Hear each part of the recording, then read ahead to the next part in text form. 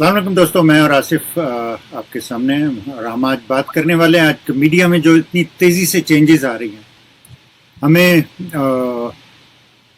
بہت شکایت ہوتی ہے میڈیا سے. میڈیا ہمارا زیادہ تر سیٹھوں کا اور سیاستدانوں کا پروردہ اور ان کا غلام ہو گیا. تو اب ہم نے دیکھا ہے کہ سوشل میڈیا آنے سے، نئی پلیٹ فارم یوٹیوب، فیس بک، ان کے آنے سے اور لوگوں کو موقع ملا ہے. بہت سے لوگ نسبتاً آزادی سے اپنا نقطہ نظر بیان کر سکتے ہیں. تو آصف آصف بھائی، آپ بہت ایوڈ ویور ہیں. آپ کا ماشاءاللہ کافی ٹائم گزرتا ہے پاکستان کے ساتھ. آپ کا ٹچ جو ہے وہ کافی کرنٹ بھی ہے اور گہرا بھی ہے. آپ کو بہت زیادہ واقفیت ہے. جو نئے لوگ آئے ہیں ان سے بھی ہے، پرانوں سے تو ہم سب کو ہی ہے. تو اب کیا سمجھتے ہیں آپ کے جو کچھ عرصہ پہلے تک جب سوشل میڈیا اتنا زیادہ یوز نہیں ہو رہا تھا، اس وقت سے لے کے اب تک what changes do you see کہ کیسے چینج ہوا ہمارا میڈیا؟ جناب، میں سمجھتا ہوں کہ جو سوشل میڈیا کے تھرو یوٹیوب اور یہ جو ینگ جو اپنے آپ کو کہتے ہیں نیشنل جرنلسٹ جو ہیں، یہ خاص کر جتنے ینگ یوٹیوبرز ہیں، یہ بڑے پیٹریوٹک قسم کے بچے ہیں. یہ دے آر ویری ایگریسو اور نیشنلسٹ ان کے اندر اسپرٹ ہے. اور موسٹ آف دیم آر جو پی ٹی آئی کو آنیسٹلی فالو کرتے ہیں اور پی ٹی آئی کے لیے لڑنے کے لیے تیار ہوتے ہیں اور بڑا آنیسٹ قسم کا کرٹکس ہیں یہ پی ٹی آئی کے اوپر بھی. اور یہ اس طرح کے لوگ نہیں ہیں جو 50 60 17 ایئرز اولڈ جو صرف دو لوگوں کو جانتے تھے، نواز شریف فیملی اور زرداری کے وفادار تھے. تو میں آپ کو بتاؤں کہ میں نے ایئرز گزر چکے ہیں جب میں نے کوئی بھی بڑے اینکر کو سننا بالکل بند کر دیا ہے، کیونکہ میں جانتا ہوں ان کی اصلیت کیا ہے اور وہ کس طریقے سے اپنے ویوز کو پریزنٹ کرتے ہیں.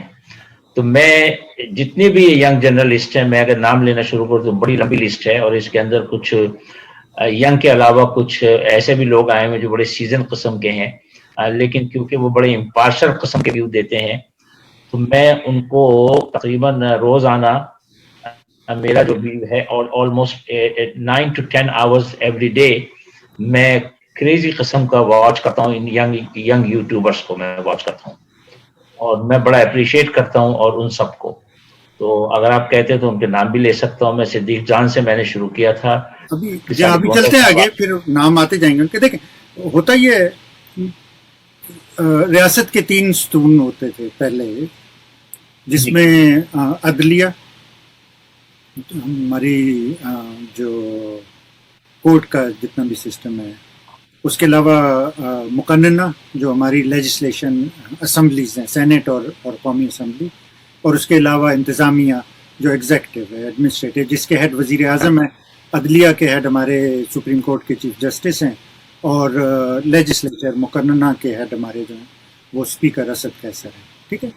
لیکن وقت کے ساتھ ساتھ جیسے میڈیا کی اہمیت بڑھتی گئی اور میڈیا نے اپنا رول پلے کرنا شروع کیا ریاست کے باقی 3 ستونوں کے بارے میں، عوام کو آگاہ کرنے میں، انہیں ایجوکیٹ کرنے میں، اور ان لوگوں کو جو ریاست کے 3 ستون تھے انہیں مشورے دینے میں اور انہیں چیک اینڈ بیلنس قائم کرنے میں، تو ہم لوگ یہ اسٹیبلش کرنا یہ ہونا شروع ہو گیا کہ جی ریاست کے 4 ستون ہیں. ٹھیک ہے.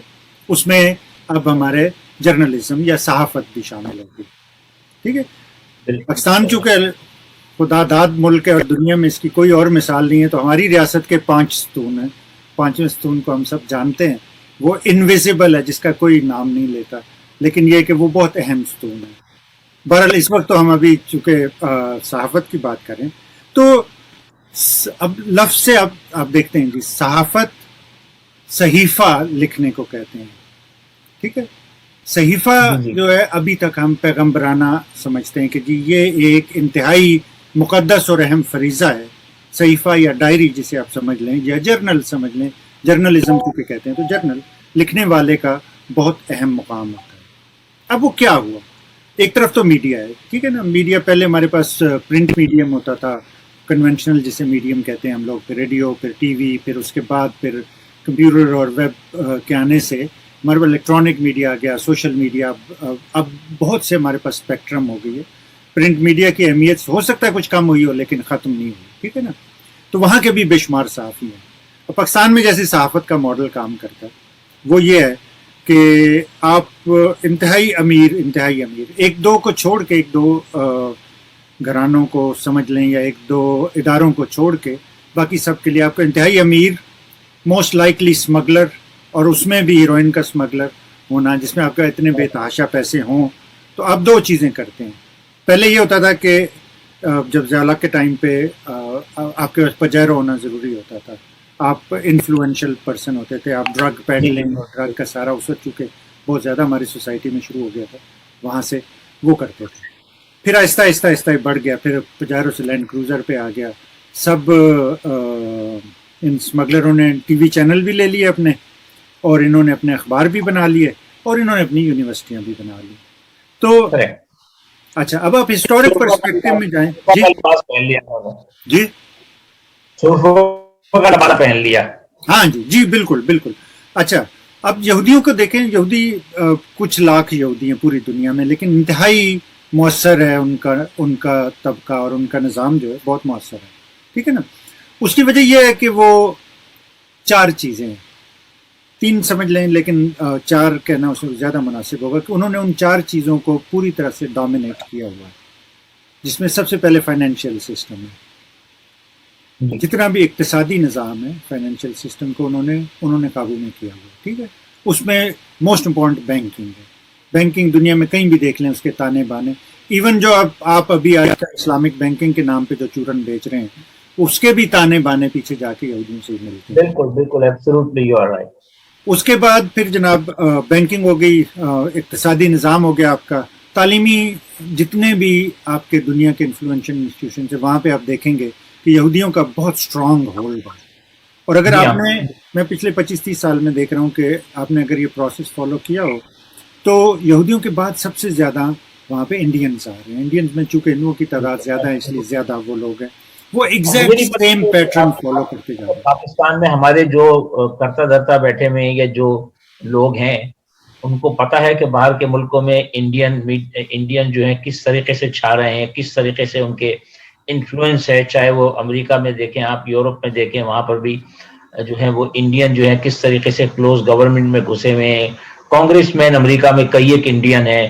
سینیٹر تو خیر شاید ابھی تک کوئی نہیں آیا، لیکن کانگریس مین تو بہت سارے ہیں، مختلف کیلیفورنیا سے، مختلف اسٹیٹ سے.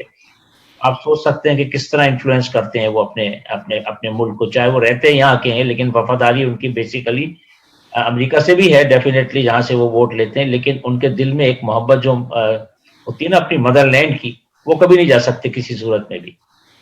دیکھیے میرا اس میں پوائنٹ آف ویو یہ ہے. دیکھیے، ایک تو تعداد میں وہ بہت زیادہ ہے. ٹھیک ہے نا. ہم لوگ پاکستانی 24 کروڑ سمجھ لیجئے، اور انڈین جو تقریباً 1.5 ارب کے قریب ہے. تو 6 گنا کا فرق ہے ہمارا وہاں پہ سیدھا سیدھا. اس کے علاوہ یہ کہ ان کا سسٹم سٹیبل رہا ہے شروع سے. انہیں خوش قسمتی سے جواہر لال نہرو، اندرا گاندھی، مولانا ابوالکلام آزاد جو ان کے پہلے ایجوکیشن منسٹر تھے، جنہوں نے IIMs کی اور IIT، ان کے ایجوکیشن سسٹم کی بنیاد مولانا ابوالکلام آزاد نے رکھی تھی.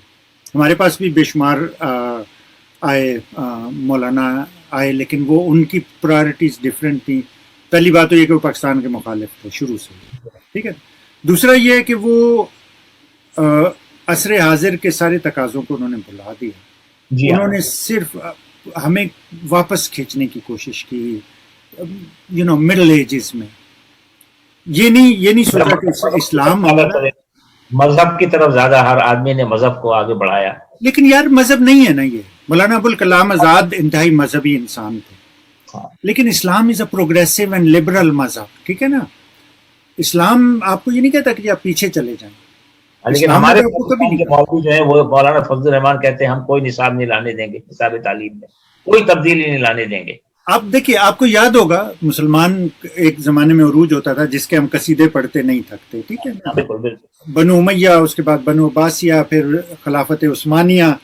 یہ چاند جو اب خلافت عثمانیہ کے زمانے میں کیا ہوا، جب پرنٹنگ پریس ایجاد ہوا جرمنی میں. ٹھیک ہے نا. جی ہاں. تو اب ہمارے علماء نے فتویٰ دے دیا کہ جی یہ تو حرام ہے، پرنٹنگ پریس حرام ہے. ٹھیک ہے نا. آپ کے پاس جتنا بھی علم تھا مسلمانوں کا، وہ ان لوگوں نے دھڑا دھڑ چھاپنا شروع کر دیا، یورپ میں پھیلنا شروع ہو گیا. آپ نے بند کر دیا. 600 سال تک پرنٹنگ پریس حرام رہا ہے. ٹھیک ہے نا. اب اسی تناظر میں آپ دیکھیے کہ ایک دن آپ یوٹیوب پہ پابندی لگانا چاہتے ہیں, اگلے دن آپ فیس بک پہ پابندی لگانا چاہتے ہیں. اور یہ وہی جگہ ہیں, دیکھیے میرے پاس ابھی بھی اسکائپ سے, آپ کے پاس بھی, اور جتنے فیملیز وغیرہ کے سب کے پاس آتے ہوں گے کہ جی قرآن پڑھیے آن لائن آپ اسلام سیکھیے آن لائن حدیث. یار یہ تو ایک ٹول ہے نا, آپ ٹول استعمال کر رہے ہیں, اسے اچھے کے لیے یوز کریں یا برے کے لیے کریں. پستول ہے, آپ اپنی حفاظت کے لیے یوز کریں یا دوسروں کو آپ تنگ کرنے کے لیے یوز کریں, تو آپ پہ ڈیپینڈ کرتا ہے نا. تو پرنٹنگ پریس جب بند ہوا اور پورے یورپ میں آپ کا علم, مسلمانوں کا علم, ابن الہیثم, ابن بطوطہ, ابن رشد, البیرونی, ان سب کا پھیلنا شروع ہو گیا, آپ نے اپنے آپ کو ڈپرائیو کر لیا اس سے, ٹھیک ہے نا. تو وہی چیز وہ کنٹینیو رہی. علماء ہند میں اور علماء پاکستان میں یہ فرق رہا. ہم لوگوں نے مولانا ابوالکلام آزاد کی طرح فالو نہیں کیا کہ جی ہمیں کنٹمپررائز کرنا ہے. اسلام کی جو ایک بہت اہم پروویژن ہے اجتہاد, اس سے ہم نے گریز کیا, کنٹمپررائز نہیں کیا, اجماع نہیں کیا, ہم سب کو اکٹھا نہیں لیا. ہم نے طرح طرح کی چھوٹی اپنے ذاتی مقاصد کے لیے بنا لی پارٹیاں. خیر, تو اب ہم ابھی لیس فوکس آن جو ہمارا ٹاپک ہے اس پہ. میں یہ بتا رہا تھا آپ کو کہ جی یہودیوں نے کیا کیا, ٹھیک ہے, فائنینشیل, بینکنگ, اس کے بعد تعلیمی ادارے اور میڈیا, 4 چیزیں انہوں نے پوری طرح سے قابو کر لی, ٹھیک ہے.